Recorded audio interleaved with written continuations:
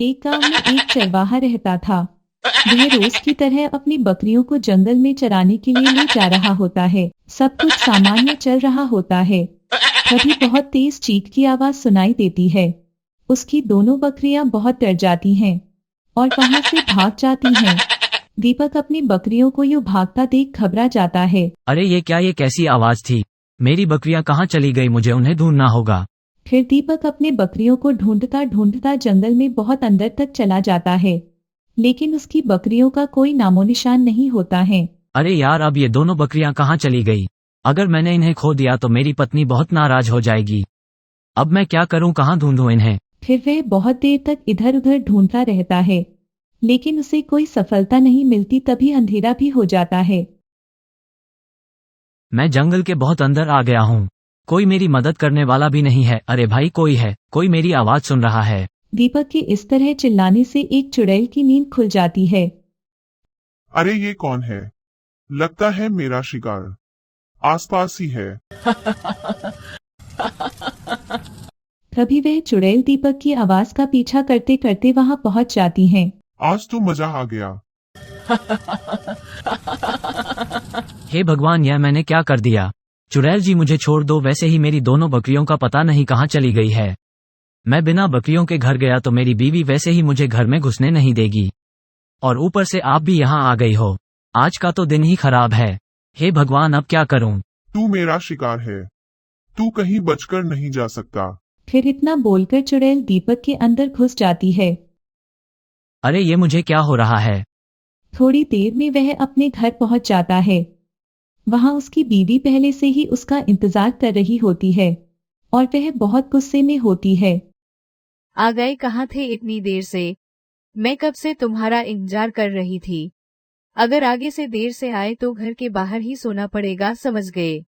अरे ये क्या, बकरियां कहाँ हैं? बकरियों को कहाँ छोड़ आए हैं?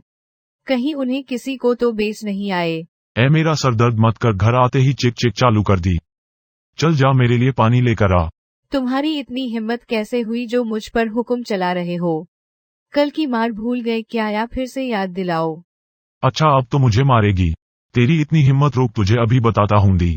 अरे बचाओ बचाओ, कोई तो मुझे बचाओ। हाय रे, आज इन्हें ये क्या हो गया? इनमें इतनी ताकत कहाँ से आ गई? रोज तो मेरे आगे भीगी बिल्ली बनाकर रहते थे, आज ये शेर कैसे बन गए? मुझसे गलती हो गई राजा जी, मुझे माफ कर दो। आप मेरे पति परमेश्वर हो, आप जैसा कहेंगे मैं वैसा ही करूंगी, मुझे माफ कर दो। अब आया न ऊंट पहाड़ के नीचे। चल जा यहाँ से और मेरे लिए कुछ खाने को ला, मुझे बहुत भूख लग रही है। ठीक है ठीक है, आप वहाँ बैठिए, मैं अभी कुछ खाने को लेकर आती हूँ। फिर उसकी पत्नी वहां से चली जाती है। अरे ये आज इन्हें क्या हो गया? ये आज ऐसा बर्ताव क्यों कर रहे हैं?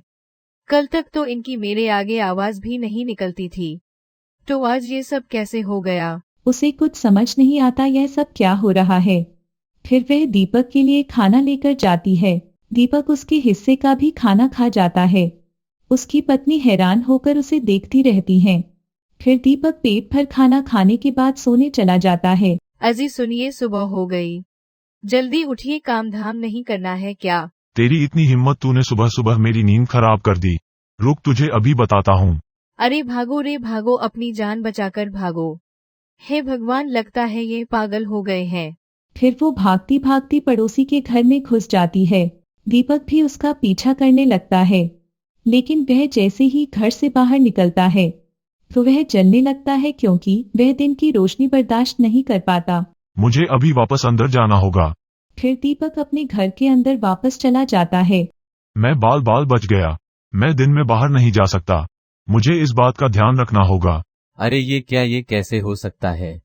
दीपक भैया यूं धूप में आते ही जलने क्यों लगे? जरूर दाल में कुछ काला है। मुझे ये बात बाकी सब गांव वालों को बतानी होगी। फिर वो भागता हुआ जाता है और बाकी गांव वालों को सारी घटना के बारे में बताता है। प्रतीक भाई, मुझे तो लगता है इनके ऊपर किसी चुड़ैल या भूत का साया है। जब से कल रात से ये जंगल से लौटे हैं, अजीब अजीब सी हरकतें कर रहे हैं।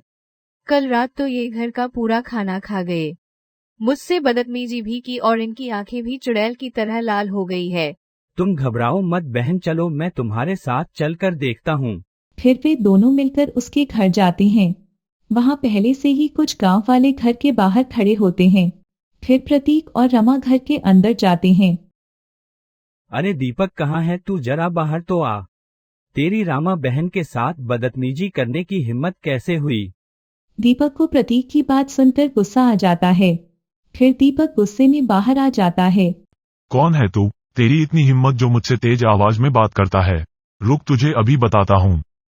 अरे मर गया रे, छोड़ दो मुझे, छोड़ दो। दीपक भाई, मुझे से गलती हो गई। रामा यह सब देखकर डर जाती है और वहां से भाग जाती है। अरे भागो रे, अपनी जान बचाकर भागो। रमा बहन, अंदर क्या हो रहा है? यह कैसी आवाज आ रही है? अरे मर गया रे, इसने तो मेरी टांग ही तोड़ दी। प्रतीक भाई, आप ठीक तो हो ना? नहीं, मैं ठीक नहीं हूँ। दीपक ने मुझे बहुत मारा। हाय, मेरी गर्दन ही तोड़ दी। तुम सही कहती थी। दीपक के ऊपर किसी चुड़ैल का साया है। वह बहुत शक्तिशाली बन गया है। हम में से कोई भी उसका मुकाबला नहीं कर सकता। तुम सही कहते हो प्रतीक भाई, मैंने अपनी आंखों से देखा था। दीपक भैया जैसे ही धूप में बाहर आए तो वे जलने लगे थे। वे धूप बर्दाश्त नहीं कर सकते।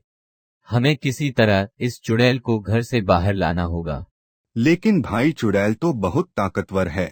हम इसे घर से बाहर कैसे लाएं? मेरे पास एक तरकीब है। क्यों ना हम घर की छत पर चढ़कर उसमें बहुत सारे छेद कर दे, जिनसे सूरज की रोशनी घर के अंदर चली जाएगी और हमारी तरकीब काम कर जाएगी। अरे यह क्या? ये सूरज की रोशनी घर के अंदर कैसे आ रही है? लगता है इन्हें मेरी कमजोरी के बारे में पता चल गया है। अब मैं क्या करूं, कहां जाऊं? फिर वह चुड़ैल इस रोशनी में तड़पने लगती है। अरे मर गया रे, गांव वालों रुक जाओ, ऐसा मत करो। हाय मर गया रे, मुझे छोड़ दो। तुम जिस औरत की मदद कर रहे हो वो बहुत जालिम औरत है। वो इस बेचारे दीपक पर बहुत जुल्म ढाती है। उनको तो तुम मुझसे आजाद करा लोगे, लेकिन इस पापी औरत से कैसे आजाद कराओगे? चुड़ैल की सारी बात सुनकर सभी गांव वाले हैरान हो जाते हैं और रमा की तरफ देखने लगते हैं। भाई, चुड़ैल की बात में दम तो है। अगर हम दीपक को इस चुड़ैल से आजाद करवा भी लें तो ये फिर औरत उस पर जुर्म ढाएगी। इससे अच्छा दीपक को ऐसे ही रहने देते हैं। ये चुड़ैल ही इस औरत को सही सबक सिखाएगी। नहीं नहीं, ऐसा मत कहिए। मुझे मेरी गलती का एहसास हो गया है। मैं आज के बाद दीपक को कभी तकलीफ नहीं पहुंचाऊंगी। मैं वादा करती हूँ। आप बस दीपक को इस चुड़ैल से आजाद करा लीजिए। ठीक है, हम तुम्हारी बातों पर विश्वास करते हैं, लेकिन मुझे लगता है हमें इस चुड़ैल को नहीं मानना चाहिए। इसने अनजाने में ही सही, लेकिन दीपक की मदद की है। चुड़ैल, हम तुझे मारना नहीं चाहते। अगर तू दीपक का शरीर छोड़ देगी तो हम तुझे छोड़ देंगे। बोल, मंजूर है? हाँ मुझे मंजूर है, लेकिन मैं धूप में बाहर नहीं जा सकता। मुझे थोड़ा समय दे दो, जैसे ही अंधेरा होगा मैं इसका शरीर छोड़कर यहाँ से चला जाऊंगा। ठीक है, हम सब रात होने का इंतजार करते हैं। थोड़ी देर में रात हो जाती है और अंधेरा होते ही चुड़ैल दीपक के शरीर से बाहर निकल जाती है। मुझे माफ कर दो। मैंने तुम्हारे शरीर पर कुछ देर के लिए कब्जा कर लिया था, लेकिन मैंने तुम्हारी पत्नी को सही सबक सिखा दिया है। आज के बाद वह तुम्हें कभी परेशान नहीं करेगी। पूर्णविराम। फिर इतना बोलकर वह चुड़ैल वहां से चली जाती है। दीपक की पत्नी को अपनी गलती का एहसास होता है और वह दीपक से माफी मांगती है।